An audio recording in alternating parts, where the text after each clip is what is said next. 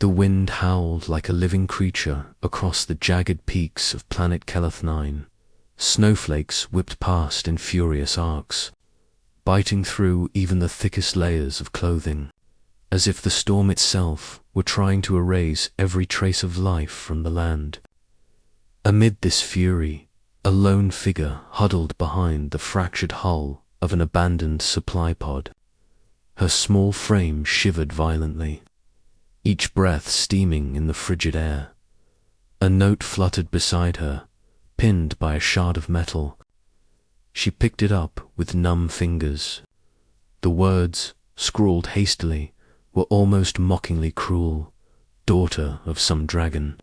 Her chest tightened at the insult. She didn't know the full story behind her lineage, or if she even wanted Tubut being left here, exposed and defenseless. Made the cruel note sting all the more. The sound of heavy footsteps crunching through the snow made her spin around, heart hammering. From the swirling white came a man, tall, broad-shouldered, and armed with a plasma pistol. His face was partially obscured by frost-covered goggles, but his eyes glinted with cold amusement. "Now you're mine," he said, his voice a low rumble, carrying an edge that promised nothing good. The girl's mind raced. She had no ship, no weapon, and barely enough clothing to survive more than a few minutes in the open. She was, by all accounts, trapped. But humans, especially those hardened by survival, had a strange habit of refusing to accept the impossible. "Not today," she muttered under her breath, crouching lower, trying to make herself as small a target as possible. The man sneered. "Cute, but running in a storm like this won't help you." He advanced, leaving deep impressions in the snow, each one a threat etched into the world around her. The girl's mind flickered with options. Keleth 9 was treacherous, yes, but it was also unpredictable.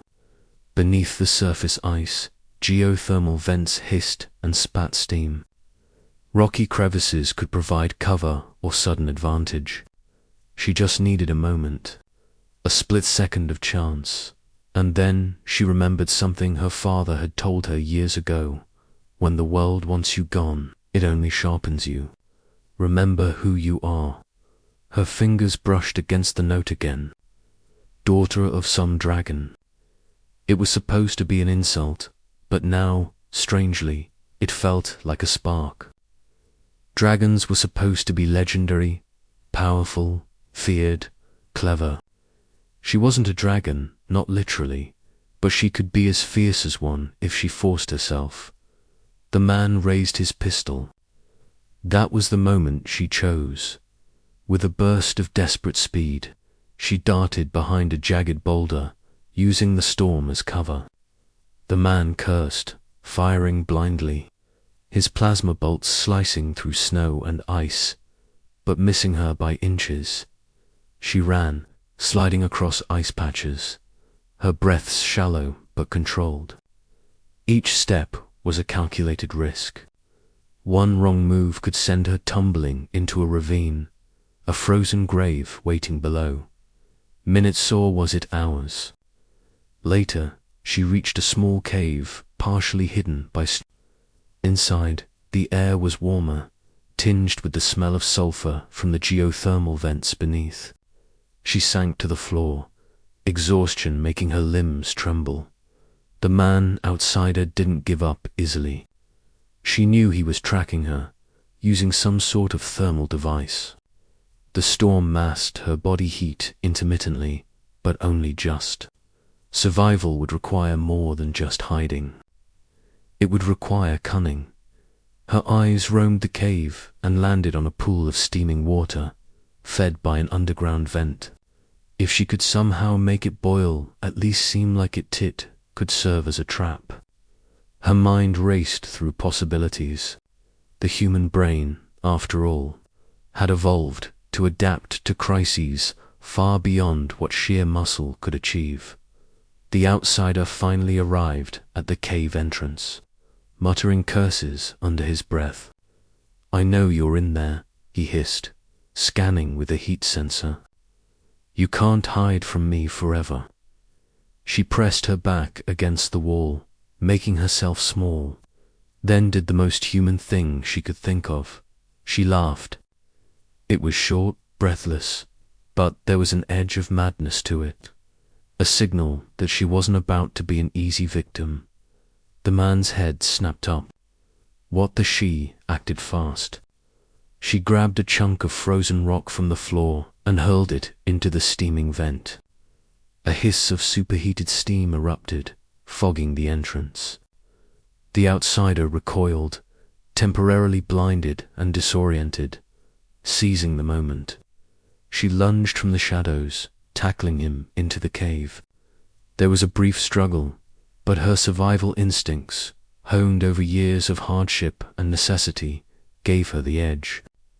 She managed to wrestle the weapon away and jabbed a frozen stalactite into the side of his torso, just enough to make him release the pistol, panting. She backed away as the outsider groaned, clutching his side. You can't beat me, he gasped, a bitter laugh escaping his lips. I don't have to, she replied. I just have to survive. And survive she did.